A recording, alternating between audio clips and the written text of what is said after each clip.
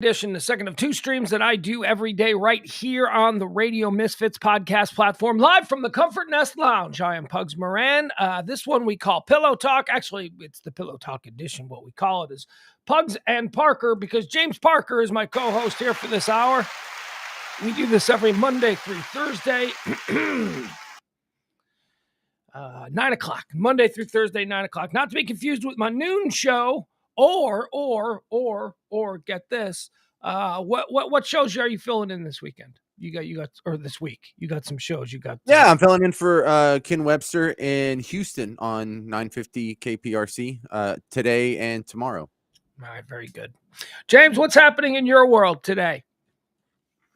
I don't know, man. I am super packed in the scheduling starting about now, because now all the holiday stuff is kicking off. So like I have family coming in this coming week. And what family? What family? Did you tell us this already? What do you got? You got the other family, or you got the real family? I don't know. This is landmark for me, but it's hard for me to make this interesting for people who don't know me. But for my entire adult life, I've always had to travel to my hometown for the holidays. Yeah. And this is the first time since I got out of college that I didn't live in my hometown.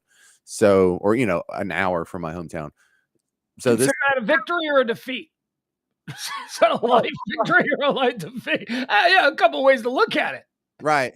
Well, this is kind of like what I thought would be best case scenario, but it doesn't really feel like best case scenario. I always thought the only way I'm moving back to my hometown is if I have some way I just have a home studio and I'm like nationally syndicated, or I can work remotely. Other than that, though, I'm because the job we chose, I'm necessarily going to bounce from market to market and big city to big city.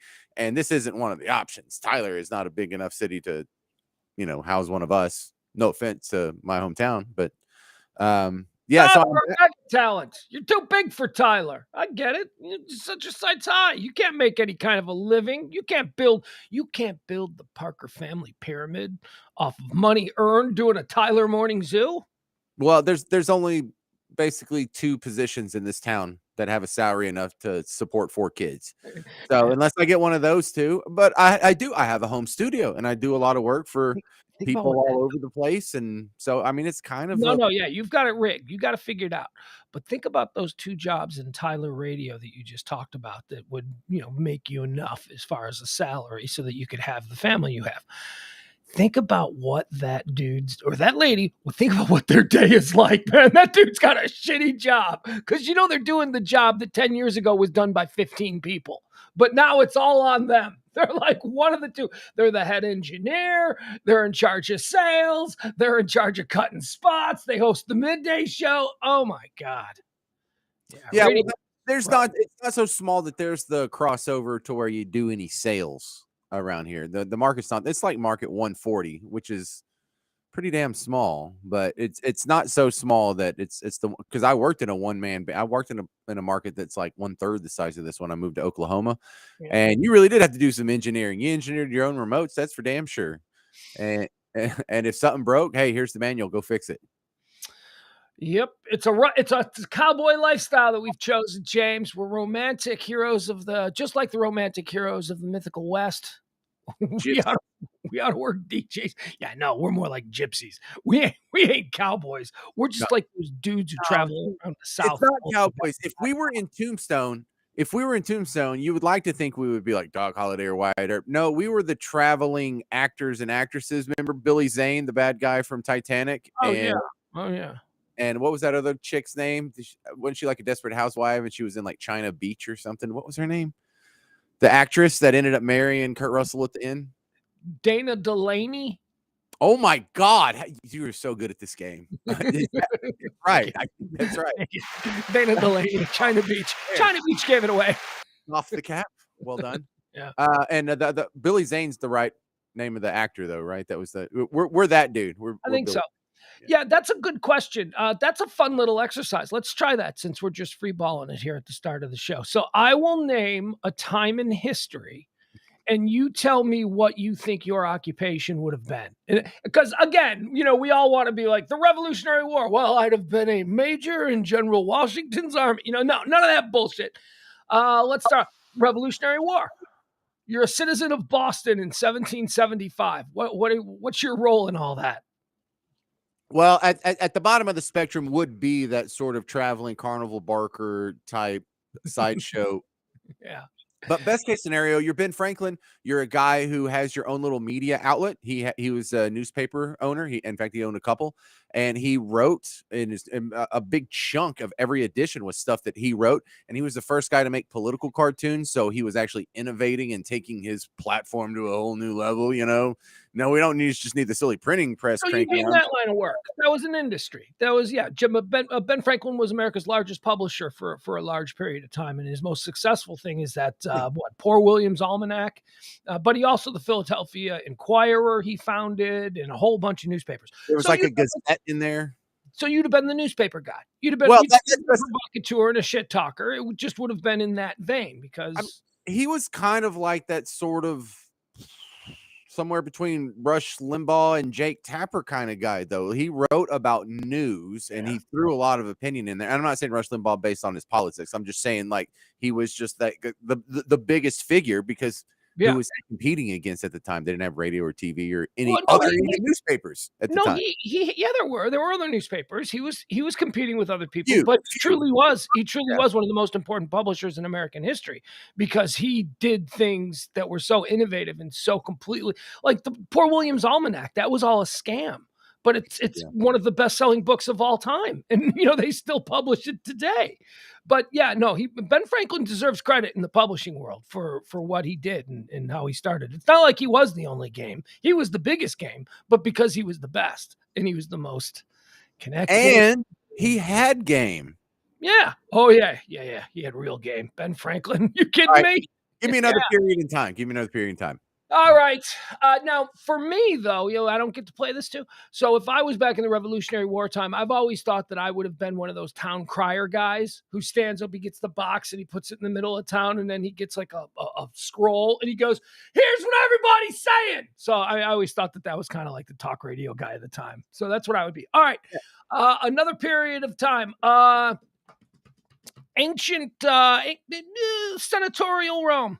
Caesarian Rome. Okay, so there's not a printing press yet, so there's really no mass media other than. But there's definitely a caste system. There is definitely a caste system. Yeah. So be careful choosing your jobs because that tells me a lot about your background. Yeah, I would end up being something involved with the races. We like to think of the Colosseum as all about gladiators, but most of the stuff that happened there was chariot races. And in between, they had little acts. So I hope I would be like the little rodeo clown that was running around there. And really, if you take all the entertainment or media sort of options, because I'm kind of a showbiz kid away. What am I trained to do? Well, computers. Well, damn, they haven't been invented yet. You'd be in the Greek theater. Come on, you'd be in one of those. You'd be a performer. There were lots of performers back then. Rome was very entertainment, bread and circuses focused. Look, I really have to say in this situation, I would just be one of the 98% of the population that's pushing a plow. I can answer this question pretty closely. Anytime before like 1750, I would just have been a slave because I wouldn't have known where I would have fit in, and I would have done something, and I'd be in shackles. So anything before like 1750, I'd be a slave. All right, well, that was a fun little game. Like me, I would have built the pyramids. I would have been one of the dudes, me and 100 of my buddies getting whipped in the hot sun, pulling a giant sand block. That's what we would have done. All right, one of the big things that's happening now as we sign on here for this evening's Pillow Talk, James Parker, is are you watching it? What's happening at Twitter right now? Twitter? No, I thought you were going to mention like there's 2 feet of snow in Buffalo or whatever. Yeah, no, that's happening too. The game's been moved to Detroit. The Cleveland Browns Buffalo Bills game scheduled for Sunday in Buffalo has been moved to Detroit. No, dude, Twitter right now at this very moment. Well, let's see what's let's go. What's up? So here's what's trending on Twitter at the moment. All right, let me give you the top Twitters, top trends. Goodbye Twitter. Rest in peace Twitter. Twitter is down. Twitter headquarters. Hold on, let me click to see more. End of Twitter. Goodbye, Twitter. It's 44 billion. I don't know. All right, so here's what happened. Other people are calling it Bloody Thursday. Bloody Thursday evening at Twitter. Apparently, Elon Musk has fired everybody. He has locked everybody out of the company. None of the pass cards work anymore. Like it seems, and they've sent out some sort of message to everybody who worked there or used to work there, or maybe still does, maybe still doesn't. Who knows?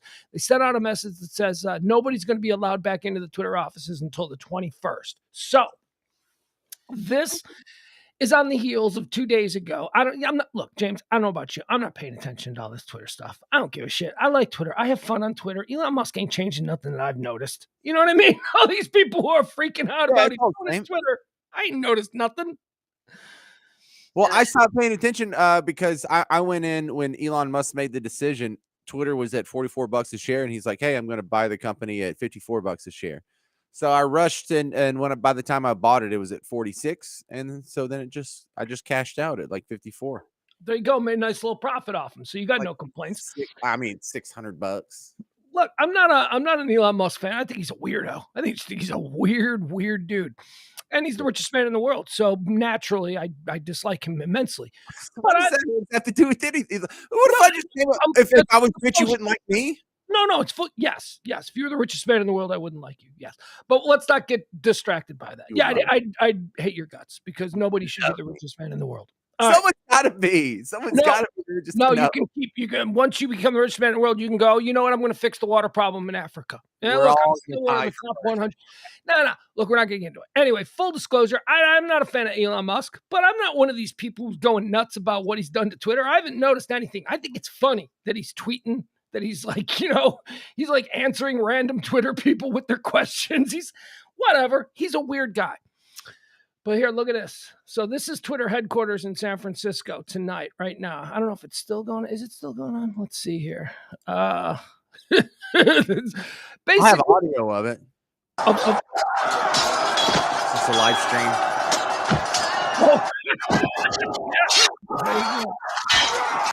All right, let's see if we can see this. This is right now Twitter headquarters in San Francisco.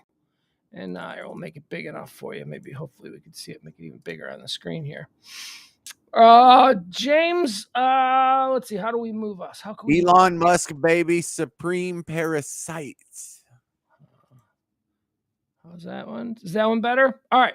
So let's see if we can read the scroll here. It's the scroll. You see right now it says, well, yeah, read it to me. What did you Elon Musk, baby, supreme parasite or parasite.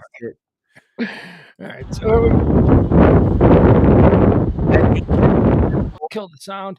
Petulant pimple, apartheid profiteer, dictator's ass kisser, lawless oligarch, insecure colonizer, cruel hoarder, Space Karen. Ladies and gentlemen, Space Karen is my favorite one. Insolent man-child, pressurized privilege, petty racist, megalomaniac. So anyway, this is just one of the things that is happening at Twitter. And Elon's trying to get the person, he fired everybody and locked everybody out.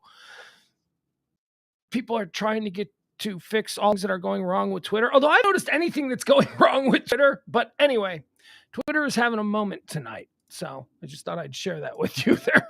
I didn't know. Everybody's talking like I'm going to Instagram, or if this is my last tweet. I'm like, what have you seen that is telling you that this is like going away tonight? Twitter ain't going away tonight.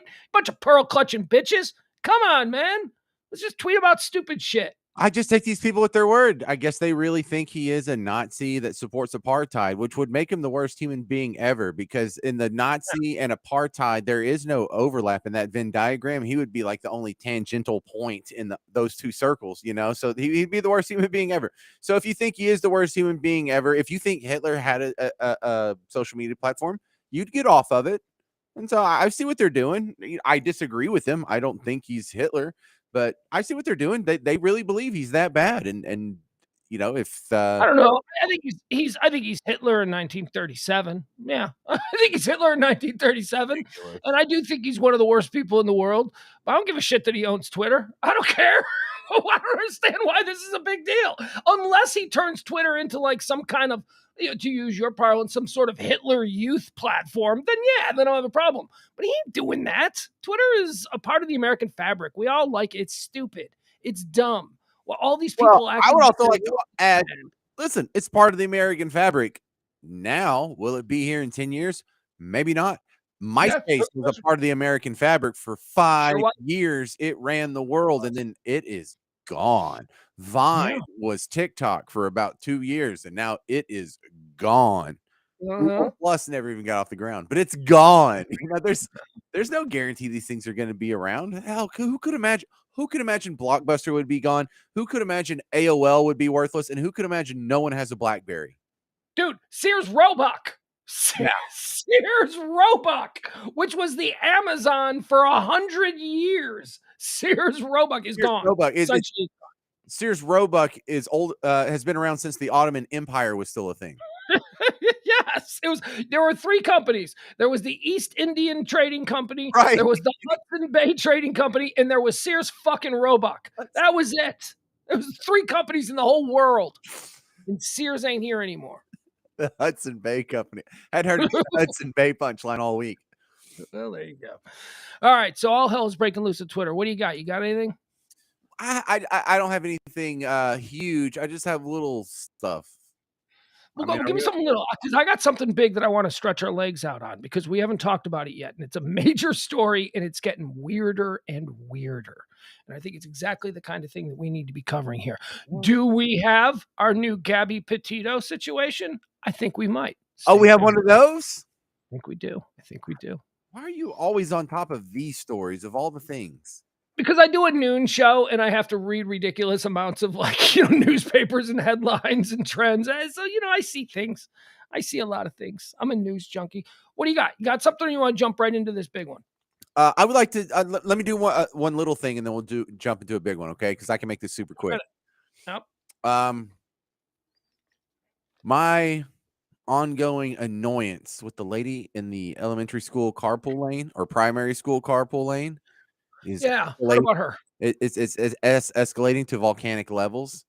Every day, there's only 3 little stalls you can pull into. 3 cars go and you drop off your kid. So I have a 1 in 3 chance to get in this broad every day. And every day I have her, she pulls on my truck handle before I put it in park and it unlocks. Because when you put it in drive, the back door's locked no matter what. And when you put it in park, they unlock. And every day she pulls on it, holds it. I put it in park and then it doesn't unlock when it's supposed to.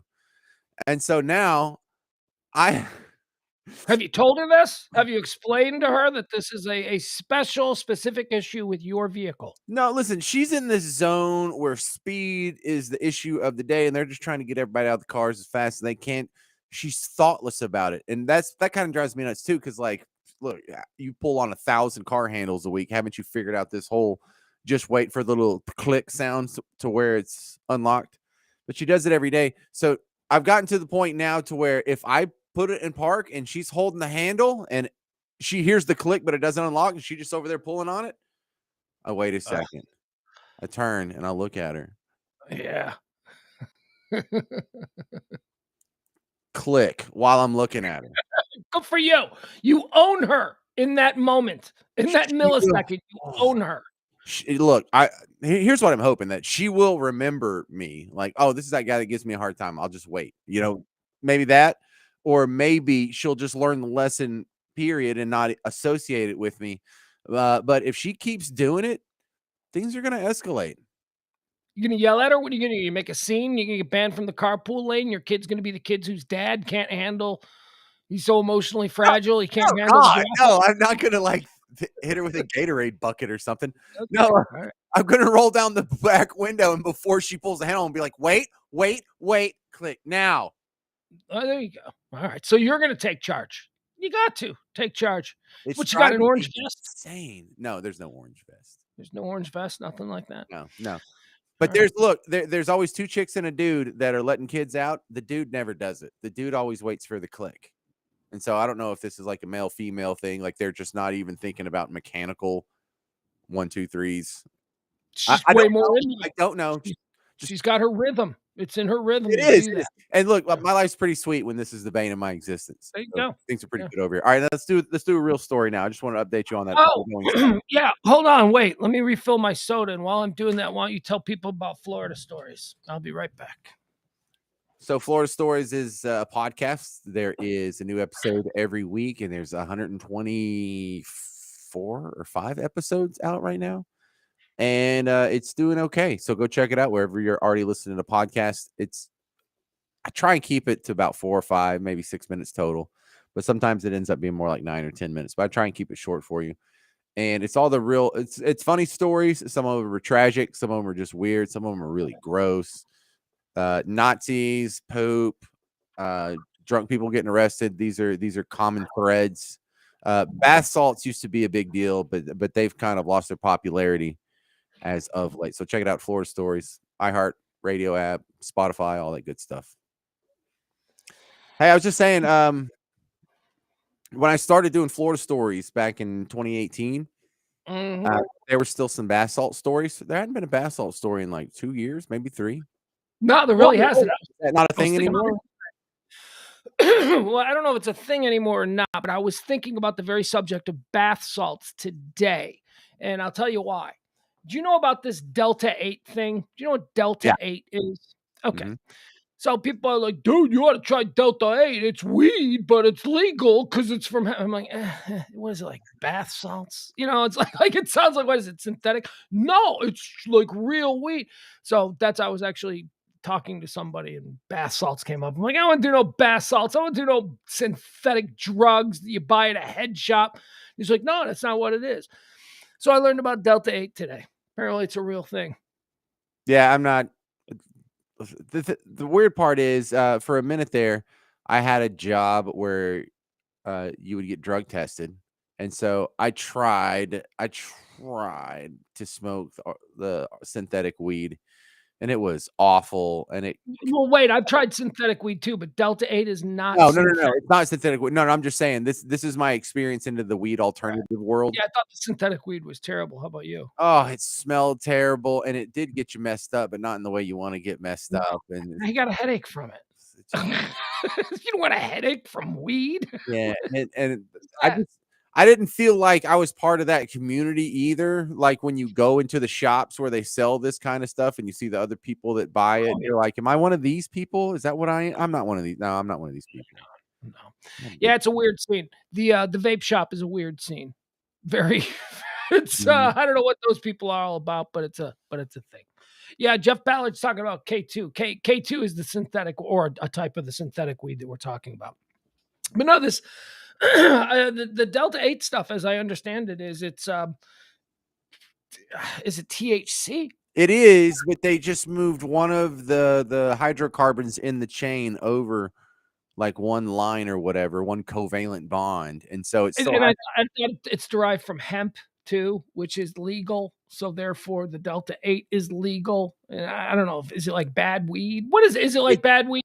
it Is that what it is? no, no, no, no. It's a chemical compound that is just one zig where it should have zagged off, and so technically it's legal, but it still has the properties of it. It's like Uh, instead of having sodium chloride for your salt, you had potassium chloride, which still tastes pretty salty, but it kind of has a weird wang to it. all right. All right. I don't know. I Still was like, technically you a ought to salt. try it.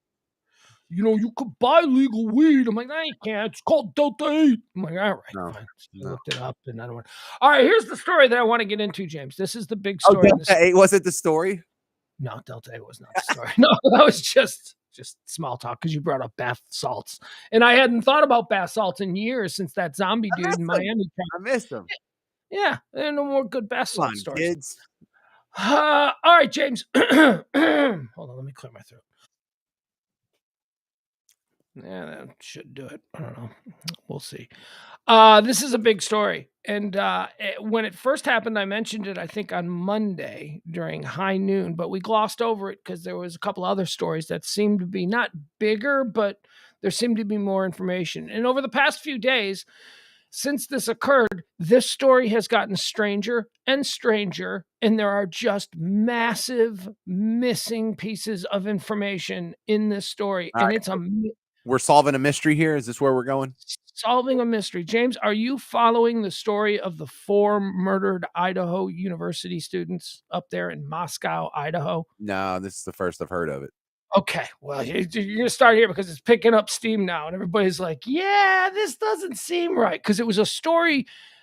It broke the same morning that those Virginia football players were all shot and killed. So there were 3 Virginia football players returning from a play in Washington D.C. for a University of Virginia field trip on Sunday night. They were greeted back at University of Virginia by some dude who just shot 3 of them dead. So that was like the big story. But also, in the wake of that, in Idaho, 4 college students were found dead in their house on campus at the University of Idaho. Now, these 4 students were, it's a bunch of girls, a bunch of 20 and 21-year-old girls, James. They were found on Sunday morning. Well, now it's a tragedy. Well, I mean, yeah, we'll look at some of these pictures so we can get an idea of what was going on here. But James, they were butchered. They weren't shot and killed. They were butchered with Oh, knives. man. Yeah. So you People. got these 2 adorable little blonde 20 and 21-year-old University of Idaho girls. Let's see what make sure we get their names. Madison Mogan, 20 years old, and her best friend of her entire life, Kaylee Goncaves. They were Kaylee. roommates. What's that? Madison and Kaylee. Madison, Kaylee, they're Very children of their. generationally specific name Mhm. there. Also dead is their other roommate, a girl by the name of Zana Kernodle. Zana and her boyfriend, 20-year-old Ethan Chapman, were also murdered in the house. So you had 3 girls. There are 3 girls that all live in this house together. Actually, and this is why I don't want to bury the lead, there's 5 girls who live in this house together. Okay. So 2 are unaccounted for. 3 of the 5 were found dead, butchered to death on 2 were Sunday. missing? No, James. 2 were in the house when all of this went down, and they are neither being called persons of interest or witnesses. There is absolutely no information coming out about 2 completely unharmed female roommates who were in the home at the time of this massacre on Saturday night into Sunday. Oh, and by the way, this is a town of like 10,000 people. It's a tiny little Idaho college town. And there is currently somebody in their midst who a few nights ago hacked to death 4 college students. So people in this town are like, and there doesn't seem to be any like these were sorority girls. So this These is were like Scream 2? Thank you for picking up on some of the weirdness that is going. Now, I'll give you the stories and we'll stop and we'll talk about it and then we'll show you these pictures. 4 University of Idaho students might have been killed in crime of passion or a burglary gone wrong No. between 3 and 4 a.m.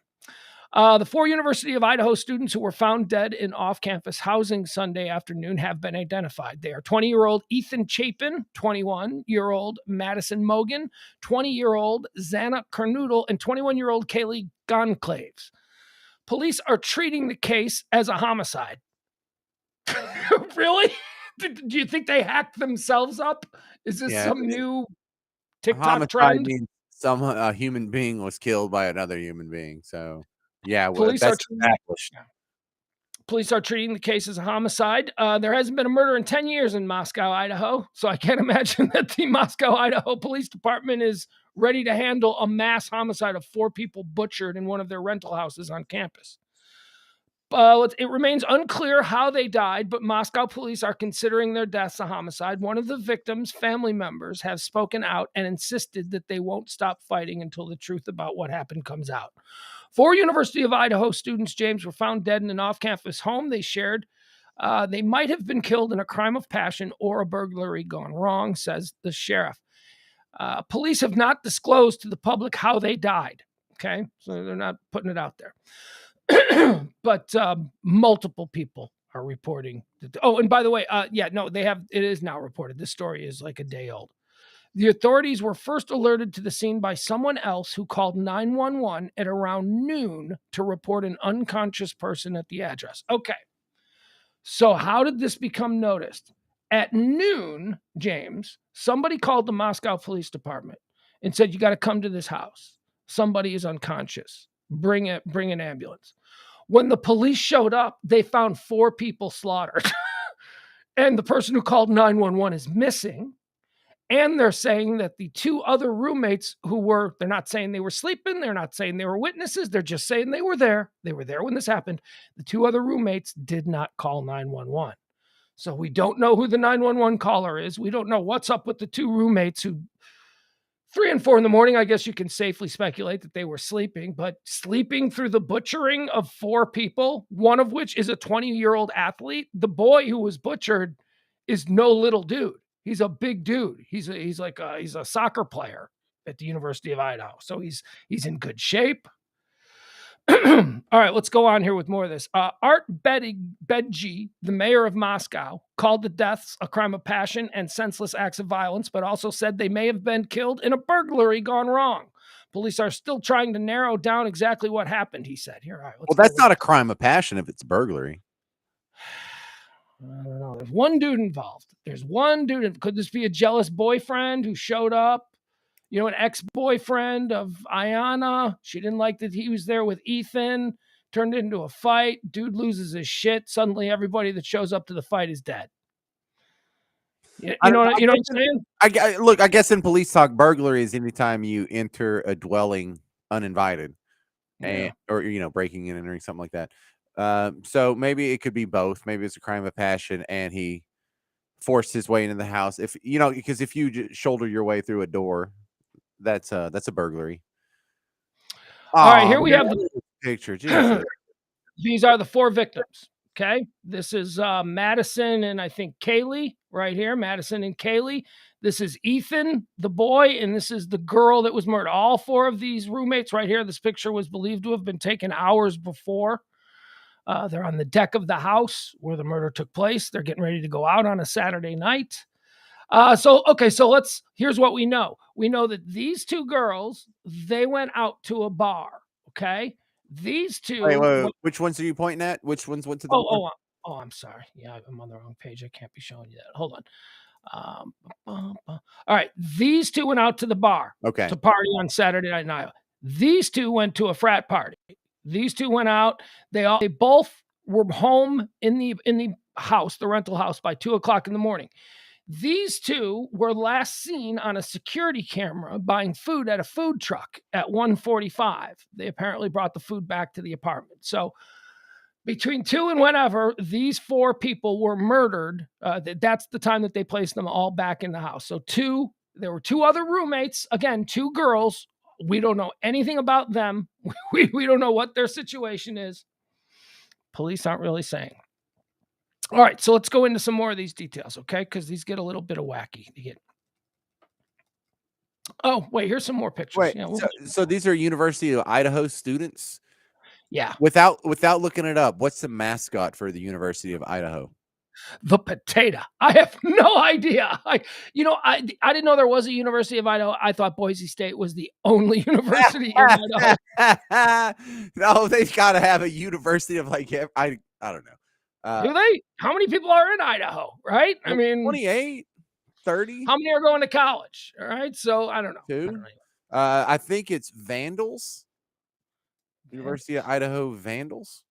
Here's an interesting picture. Do you see this one that we got right here? This is Ethan, and this is his.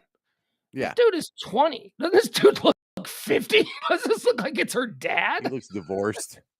He does. He looks like me and my little out on the boat. He is. He's the well, we had that. We had friends when I was in college that looked like they were 50. He looks very old. All right, now here's Kaylee and Madison. Oh, you break my heart. These girls are beautiful. Beautiful young, all-American, sweet as pie. Let's see here. All right. A chilling last photo posted hours before. Okay, so that's the photos we were looking at. Whoa, this one right here. This one, she was on her way to Dallas Fort Worth. She had accepted a postgrad. She was going to graduate, and she had accepted a job here in Dallas. She had just brought a 2016 Range Rover. She was getting ready to move to Dallas. And that's sad. You'd have liked it a lot more than Moscow, Idaho. Yeah, you would have. You sure would have. Dang. All right, let's see here. What do we know about the anybody else? Police in Idaho say they responded to a call of an unconscious person at the home just before noon on Sunday. When they arrived at the scene, they found all four people dead in a house that was converted into an apartment, Police Captain Tyson Barrett told the Idaho Statesman. He later announced that all four students were students at the university. It remains unclear how the victims died, but local police are considering it a homicide. Police have not taken any suspects into custody as of Monday, but say they do not believe there is a threat to the rest of the community or the school. Of course not. What? Of course there's a threat. This is a tiny little corner of the world. And all of a sudden, four people were butchered to death with knives.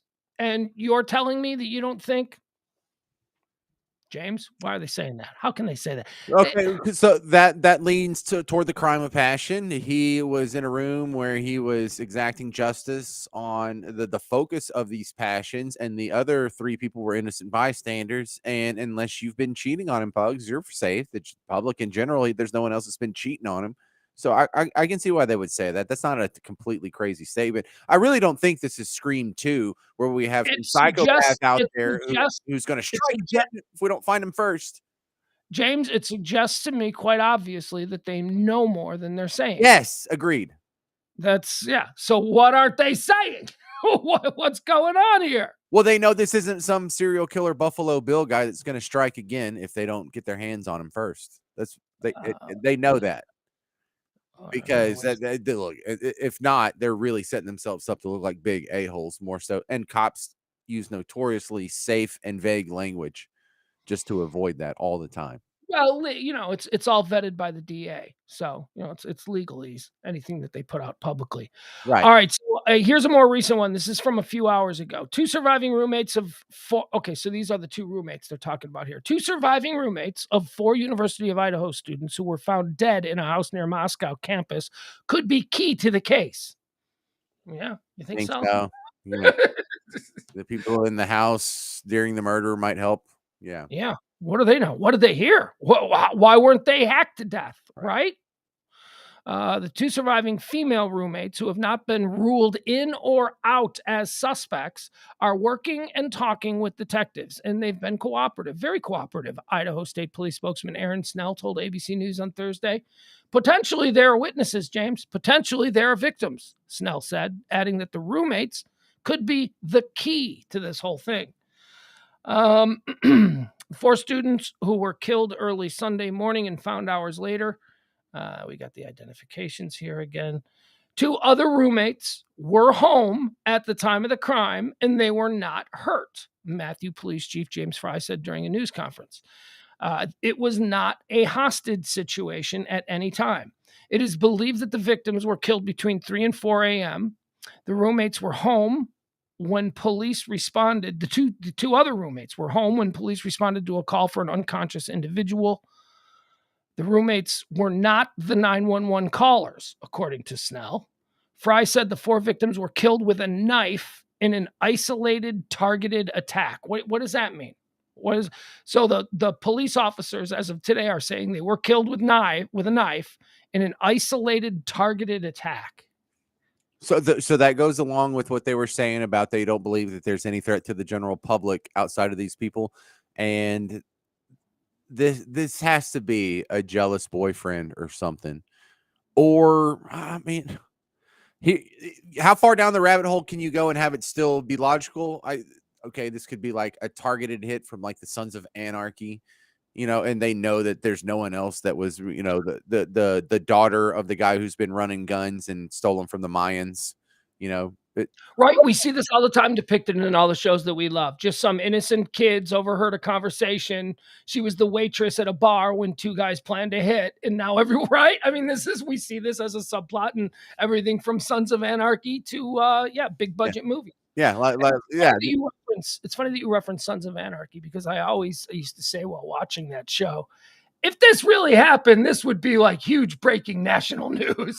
They just slaughtered 50 cops in the middle of the street. Yeah, there was always bloodbaths all over the place. And I don't know what town they were in, but Charming, California. I know, but Charming's not a real town. So No, yeah, well, outside Bakersfield is where the actual town. I forget the name of it, but Charming is the made up name. Yeah. So I don't know how big this town is, but I'm sure they have broken their murder record this year. Whatever year Yeah. Sons of Anarchy happened, because there's like 16 people dead in one season. It's like, okay, that's a lot. It's a lot of bodies. You Yeah. start stacking bodies like that, you're going to get a little more attention these guys are getting. But look, aside from something wacky like that, like it was some targeted hit, or maybe the guy that did the killing happened to be like the son of the boss hog of the county. And so, they know they've got him under wraps, or they've sent him off to Singapore or whatever. They know more. They know more. We may never know the rest of this story, but I have a feeling we probably will. Well, yeah. I mean, I think the story over the next couple hours is going to pick up a lot of steam. I think there's because it's just popping really big tonight with the revelation about it's a knife attack.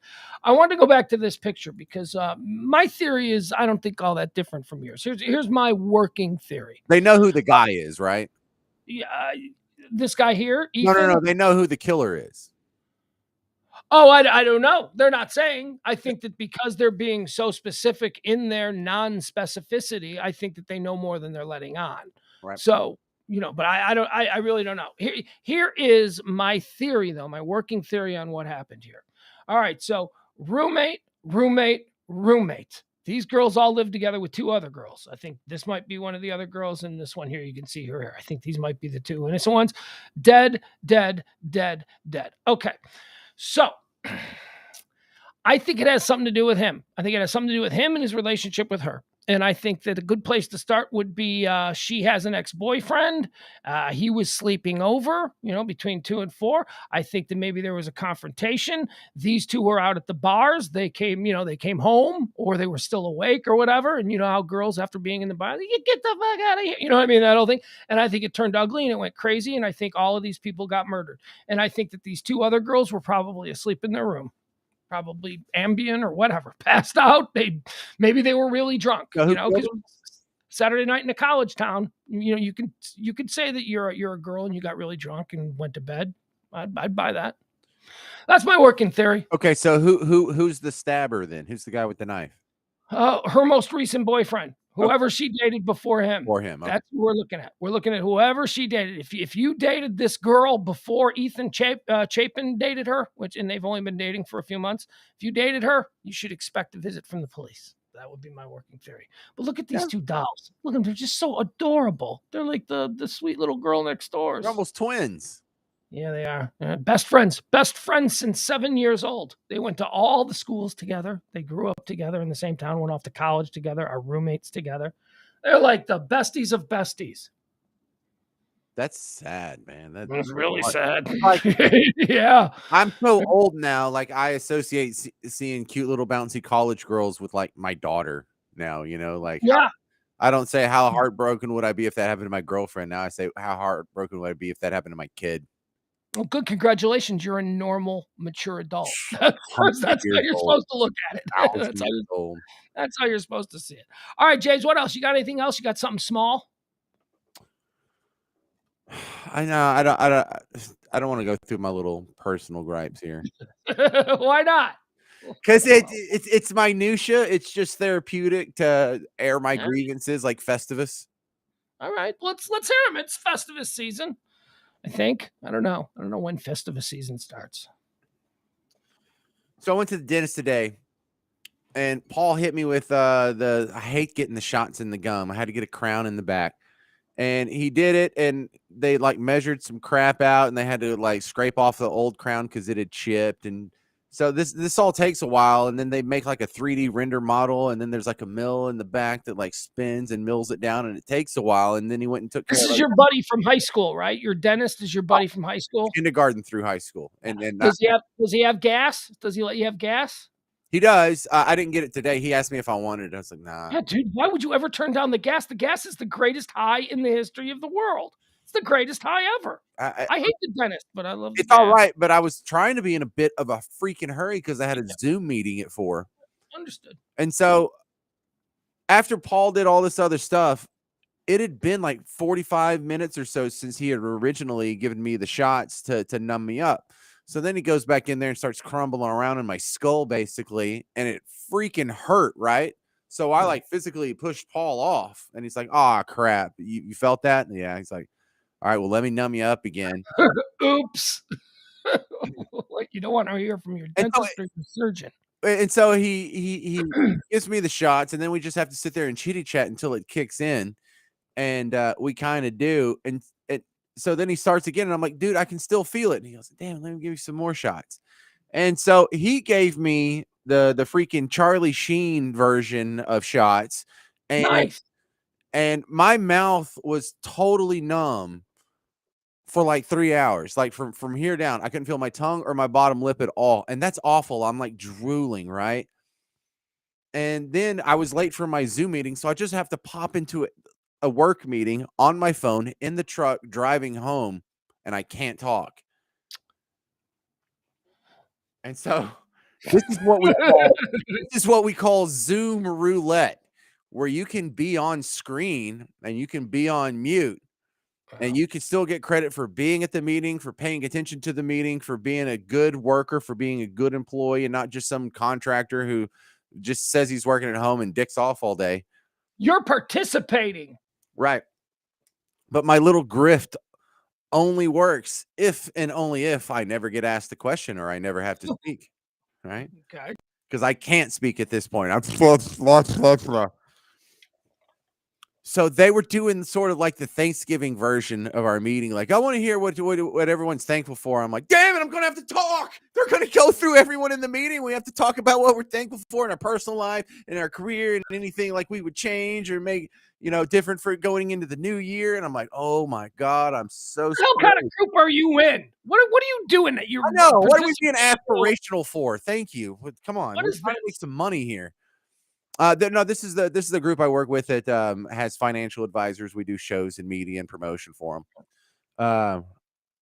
So, dude, all these people made me feel like such a shallow jerk because they're talking about their job and like no one cried, but you can tell some of them were kind of getting choked up. They were like, "Yeah, this year was tough." Like my wife got diagnosed with cancer, and my daughter got in a car wreck and she's paralyzed from the waist down, and like this job let me take a couple weeks off to take care of both of them, and they went ahead and paid me, and I've got great medical benefits that are taking care of both of them. And Oh, really, you ass kiss. That's what I well, I look, some people are genuine. They're like, if and then there was a couple of people that were like, yeah, I've just really enjoyed working here. I've been here for 3 years, and I've been in radio my entire life, and it's just weird because everyone's so nice here, and I just come from a place where everyone was like either timid or skittish or scared or backstabbing or lying, or there's just good people here and they help you, and I right. just it's almost like a family atmosphere. And I don't know, man. Like I felt like a jerk because all these people were appreciating their jobs, and I What'd you offer? What'd you bring to the table? What'd you say? oh, I won because all these people with their fully formed adult human emotions Yeah. took up the whole hour before they got to me, Oh, nice. and I skated, baby. I win. I win because everyone else, thank you, took up Good all for him. the time. He did it. That guy over there. That guy over there. That guy right there. He did it. All right. Sometimes, man, the regular man wins. You can't lose them all. Sometimes the common man just slips and gets by one, slips one past the goalie. All right, James. Let me share this with you. I don't know. I typically don't do this, but why not? All right, we got a bunch of executions. We executed a bunch of people in the last like 24 hours. Thought I'd share their mugshots with you. Okay. I'll show you their mugshot. You tell me what you think they did and whether or not they deserve to die for it. Okay, here you go. This dude, he was executed in the great state of Texas yesterday. What do you think he did? What do I think he did? Uh, First of all, does he look like he deserves to be on death row? He's been on death row for 18 years. I don't know, because he looks like the guy that like substituted in my science class in high school, and he also looks like the guy in that show I saw on Netflix that like to eat the brains of people.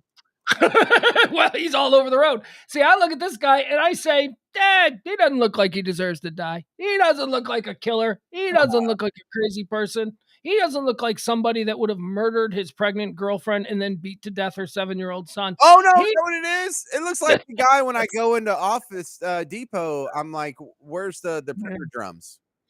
He's like, All right, yeah. that's him. He murdered a 7-year-old and he killed his wife, his pregnant girlfriend, and the unborn child. Oh my And god. fuck you, rotten hell, dude. You are going to hell. Were they All going to right, the University of Idaho? no, I don't know. Who sent James, how about this one? This is another one. This guy was he was whacked in Hang on a Oklahoma. second. I've never seen Sharon Tenorio, but her entrance in some of the comment world is they're all porn stars or prostitution, drugs and sex, and serial pedophile. She is coming in just guns blazing. He With is. howitzer cannon. Welcome to the show, Sharon. You found your home. Right next. She's going heavy Q. All right, this guy, James. Here's our next contestant on "We Killed You." Oh, it's that one's not sharing yet. Okay. Let's learn about this fella, should we? You tell me what you think he did, and did he do it? All right, there you go. Look at this guy. Oh man. This guy looks like trouble. Now this guy looks like trouble. Now, so in New Orleans, this looks like somebody who's from the West Bank. What's that? What's the West Bank? It's like in the Lion King where he's like, you see everything the light touches, this is all yours. Or one day this will all be yours. And then he's like, you see over there in the darkness, you must never go there. That's Okay. the West Bank. This fine citizen of Oklahoma, was executed for the 1993 killing of a 3-year-old baby boy. That's what he did. Look at him. Oh man, like how do you do that? Oklahoma executed a man Thursday for the torture slaying of his girlfriend's 3-year-old son. That's enough for this guy. Fuck you. Goodbye. Why did it take so long? Why did it take what 30 years to kill this dude? And that's the one real frustrating thing about the death penalty. Like, I'm kind of soft on the death penalty because there's some good arguments that can be made against, you know what, even in worst case scenarios, let's just keep everyone for life in case the government makes a mistake. Okay, fine. But if we are going to do it, don't make it take 30 years. Dude. We knew this guy was guilty. Yeah, that's a problem. Look, I'm anti-death penalty. Man don't kill man. Ape don't kill ape. I believe the Planet of the Apes taught us that. And certainly governments don't kill man. So I'm against the death penalty for many of the same reasons that you just so succinctly cited right there. But mostly ape don't kill ape. That's how I feel about it. All right, now this guy though, since we're through the looking glass, we've crossed the Rubicon, my friend. We're killing people, so we may as well talk about him. How about this guy, James? Look at this guy. Look at this fucking guy. Man, he looks guilty. He looks beyond guilty. He's He looks like it shouldn't have taken him 21 years to be executed, but he's up for the toxic spike tomorrow morning, James. Like if Fargo is based on a true story, this was the guy that was pushing Steve Buscemi in the wood chipper. Well, here's what this guy did. In the state of Mississippi 21 years ago, he was a recruiting director for the local, where was it in Mississippi? Somewhere in Mississippi. I don't know, some Mississippi town. He ran the local Marine Corps recruiting office. And he's out there recruiting people. And he was driving down the road after a hard day of recruiting people. And he saw a little waitress with a flat tire on the side of the road, little 16-year-old girl just going to her little Dairy Queen job or whatever it is. So, of course, he murdered her. He beat her to death and raped her and tortured her. And now 21 years later, took 21 years for this guy. Look at this guy. Seriously. How old was he when he did that? Well, he's 59 years old now. So 59, 49, 38 years old when he did. How do you be that sick and make it to 38 and still not be in jail? Like, what did he get away with? Because that's not his first crime. You don't start with that. Look at this dude. Look at the look on this dude's face. This is somebody who is not human. This is a monster. This is a real live monster. Oh, yeah. You're looking in the face of evil there. All right, that's all I got. A little fun with people we've either executed in the past 24 hours or are executing. People are trying to save that guy. Yeah, He's saying now that he's a Jesus guy, that he's sorry and he's a Jesus guy, and that they need to spare his life Well, because of Jesus. then good. After we give you this little injection, you'll get to meet him. You'll get to meet him. There you go. If he's taking meetings with the likes of you, here, give me your arm, and you will be meeting him. You'll be in his waiting room in a matter of minutes. All right, James, I got nothing else. You got anything else quick that you want to get through? No, not really. It's random bellyache. I got a random bellyache for you. Since you had a couple random bellyaches, I'll share one with you. Went shopping today. Went down to the Kroger. Did my weekly vegetables and salads and all that kind of stuff that I get there. And you know me, James, I'm keeping an eye. I'm like a hawk. I'm keeping an eye on the whole inflation thing. And maybe you may recall from a few weeks back, I was bemoaning the seeming lack of Kroger brand Coke Zero, the Kroger generic brand Coke Zero. Couldn't find it, man. Coke Zero itself, like a bottle, 2-liter bottle of Coke Zero, is $2.99. Did they not have any Dr. K? No. Well, this was weeks ago. They have somehow the supply chain has been fulfilled or fixed or whatever the problem was, and so now there seems to be enough Diet Dr. Pepper imitation generic, whatever it is, the Kroger brand of the zero flavors. So they're back and they're stacked for the first time in weeks, James. But guess what? They're no longer 89 cents each. All right, so the Coca-Cola Zero costs $2.99. The Dr. Pepper Zero costs like $2.99 too, or maybe you can get it on sale for like $2.50. But whatever, that's what they are. The exact same flavored in a generic bottle sold by Kroger was always 89 cents. So why wouldn't you get the Dr. K Coke or Dr. K Pepsi or Pepper Zero? Well, you know what I'm saying? You would. So they're back now, James. Good. There was a run on them, and they're back. But guess what, James? Guess what they are now? 4 for $5. They're 4 for $5.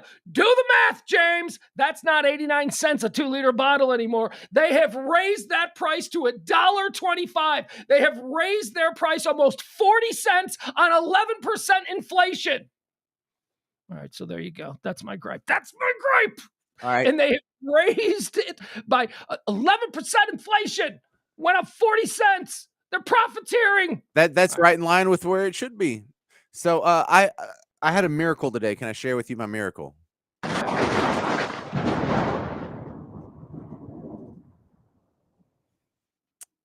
After I got done with my Zoom meeting, Blow something up. oh, What was no, that was the thunder from God, because I said okay. there was a miracle, and so Oh.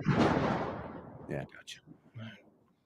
So I was so proud of myself after I got through the Zoom meeting, just drooling and nodding in my truck, and I stopped off at a McDonald's, and almost just because it was like, oh wow, it's over. This is great. I can stop. I can actually, get a little snack or something.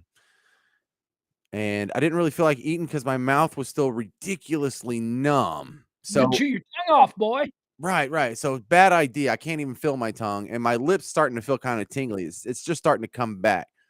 Hmm. So I was like, oh, I'm gonna ask, but I know I'm just setting myself up for defeat here. I'm gonna ask for a shake. So, welcome to McDonald's. Can I have your order? I would like a vanilla shake. Yeah. Okay, anything else? No, that's it. He goes, okay. Oh, 328, pull through. The machine was actually working, Pugs. Look at you. I actually, the milk, I don't have that problem with shakes though at McDonald's. I know that that's been a running trope, and I've seen it in action, but I've never actually wanted a shake when it was down. Just about every time I go for a McDonald's vanilla shake, which I find to be one of the finest vanilla shakes in the fast food game, whenever I get a vanilla shake from McDonald's, it's always working. first off, it was a fantastic shake. Oh, it's tremendous. They do the whipped cream, a little cherry on top with the plastic bubble top. Oh, McDonald's. Every machine in like a 50-mile radius of New Orleans is always broken. Every milkshake or ice cream machine in McDonald's in that whole area is broken. So I don't know if this is regional or geographic or cultural, or you can put in whatever, No, it's common. It's common. I mean, this is I have just like Okay, so there's a couple of things. I can always get a vanilla shake at McDonald's. The shake machine is always miraculously working when I happen to want one and be there. And two, I always get a really good parking spot at the mall during Christmas season. I always luck into. And three, people who've been out with me know this. I also always get a stool in a crowded bar. It doesn't matter how crowded the bar is. I will find a stool. All right, I'm going to be on KPRC again tomorrow. Just follow me on social media. You'll see it pop up. That's it. Yeah, Twitter's still a thing. You can Forest follow. Well, I haven't left Twitter yet. I haven't had a tantrum and left. Oh, yeah, good. Stick around because all those bitches are going to be gone. All them pearl clutching bitches will be gone. And as I say that, there he goes. Hey, that's the wrong song I'm playing.